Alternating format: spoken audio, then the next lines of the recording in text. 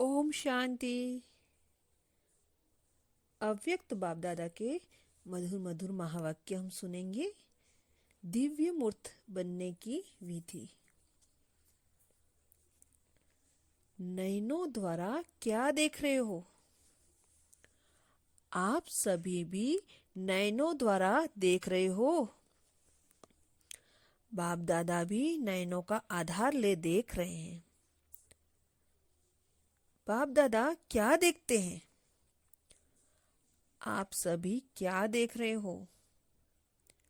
देख रहे हो वा देखते हुए भी नहीं देखते हो? क्या स्थिति है? बाप दादा क्या देख रहे? यही आप देख रहे हो। संकल्पों को कैच करने की प्रैक्टिस होगी तो संकल्प रहित भी सहज बन सकेंगे।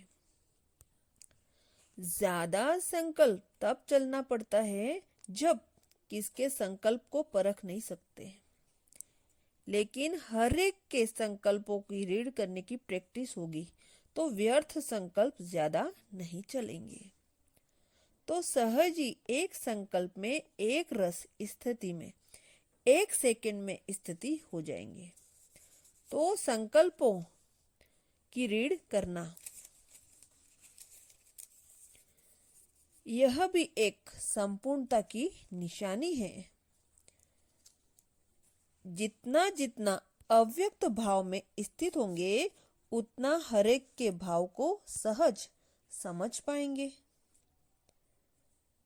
एक दो के भाव को न समझने के कारण अव्यक्त भाव की कमी है। अव्यक्त स्थिति एक दर्पण है। जब आप अव्यक्त स्थिति में स्थित होते हैं तो कोई भी व्यक्ति के भाव अव्यक्त स्थिति रूपी दर्पण में बिल्कुल स्पष्ट देखने में आएगा। फिर मेहनत नहीं करनी पड़ेगी। दर्पण को मेहनत नहीं करनी पड़ती कोई के भाव को समझने में। जितनी जितनी अव्यक्त स्थिति होती है वह दर्पण साफ और शक्तिशाली होता है। जितना ही बहुत सहज एक दो के भाव को स्पष्ट समझते हैं, अव्यक्त स्थिति रूपी दर्पण को साफ और स्पष्ट करने के लिए 3 बातें आवश्यक है। उन तीनों से कोई एक बात भी सुनाओ। हरक ने बताया, आज हरेक की सरलता, श्रेष्ठता और सहनशीलता, यह 3 चीजें एक एक की देख रहे हैं। इन तीनों बातों में से कोई एक भी। ओम शांति। अव्यक्त बाप दादा के मधुर मधुर महावाक्य हम सुनेंगे। दिव्य मूर्त बनने की विधि।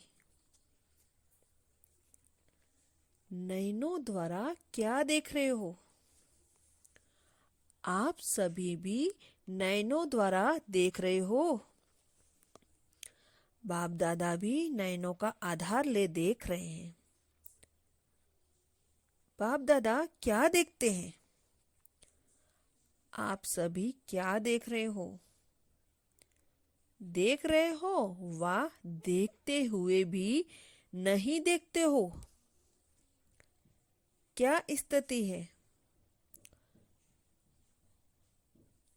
बाप दादा क्या देख रहे? यही आप देख रहे हो। संकल्पों को कैच करने की प्रैक्टिस होगी तो संकल्प रहित भी सहज बन सकेंगे।